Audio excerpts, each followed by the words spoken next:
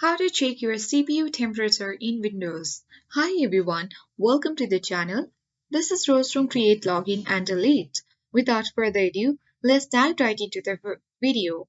Monitoring your CPU temperature can help you ensure your system runs smoothly and prevent overheating. Here's how to check.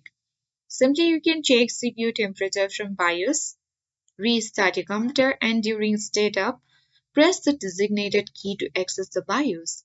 Common keys include delete, F2, escape, or F10. You can check your motherboard or computer manual for specifics. Do this before the Windows logo appears. Now navigate through the BIOS menu to find a section like Hardware Monitor, PC Health Status, or System Monitor.